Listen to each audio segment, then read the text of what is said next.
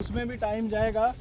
तो ये हमारा जैसे एग्रोनॉमी का जैसे हम बोल रहे थे कि कंजर्वेशन एग्रीकल्चर के ऊपर एक्सपेरिमेंट है, लॉन्ग टर्म बेसिस पे हम करते हैं। लॉन्ग टर्म का मतलब होता है कि 10 साल 15 साल 20 साल हम उसको सेम चलाते हैं। मतलब इसमें नरमे और गेहूँ का क्रॉप रोटेशन हम ले रहे हैं।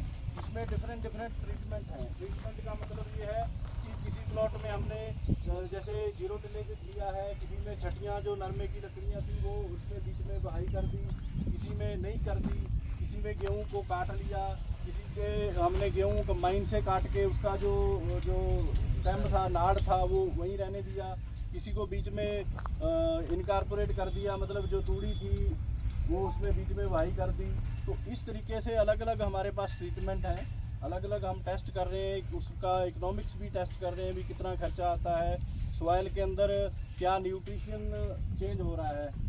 भी लॉन्ग टर्म बेसिस पे 10 साल अगर हम बिना बहाई के बीजते हैं तो उसमें सॉइल में क्या डिफरेंस आएगा, ऑर्गेनिक कार्बन में क्या डिफरेंस आएगा, या प्लांट जो प्रोडक्टिविटी है, जो पैदावार जो यील्ड है नरमे की या गेहूँ की, उसमें क्या अंतर आएगा। तो ये हम लॉन्ग टर्म बेसिस पे टेस्ट कर रहे हैं। दूसरा हम इसमें वीड फ्लोरा का टेस्ट कर रहे हैं कि भी जो नदीन है, क्या हम अगर जीरो टिलेज करते हैं तो नदीनों में कोई चेंज आता है।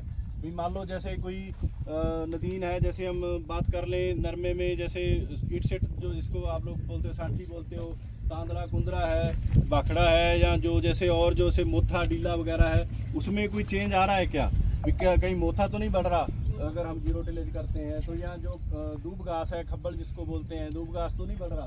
तो ये चीज़ें हम स्टडी करते हैं लगातार।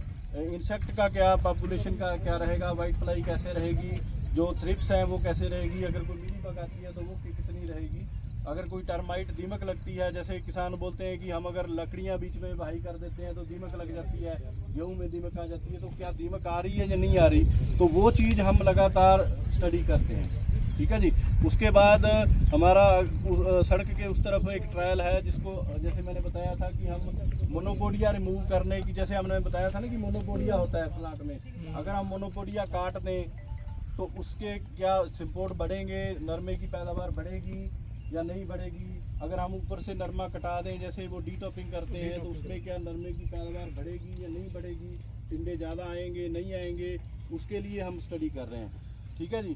उसके बाद उस तरफ हमारा एक एक्सपेरिमेंट है जिसमें हम जो स्केयर शेडिंग, ये जो फूलडोडी लगती है, जैसे ये फूलडोडी फूल हैं, ये जो फूल कलियाँ हैं फूलडोडी, ये गिर जाती है गर्मी की वजह से या पानी ज़्यादा लगने की वजह से या प्राकृतिक तत्वों की कमी की वजह से।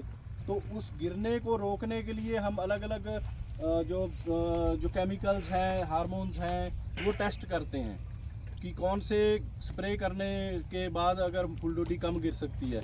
जैसे आपको सभी को पता है कि प्लानोफिक्स जो है, प्लानोफिक्स भी रोकता है फूलडोडी गिरने से। ऐसे हम प्लानोफिक्स क्योंकि एक पुराना हो गया केमिकल, तो हम नए केमिकल भी ट्राई कर रहे हैं भी, अगर कोई नया केमिकल ऐसा मिले कि जो फूलडोडी गिरने को रोके।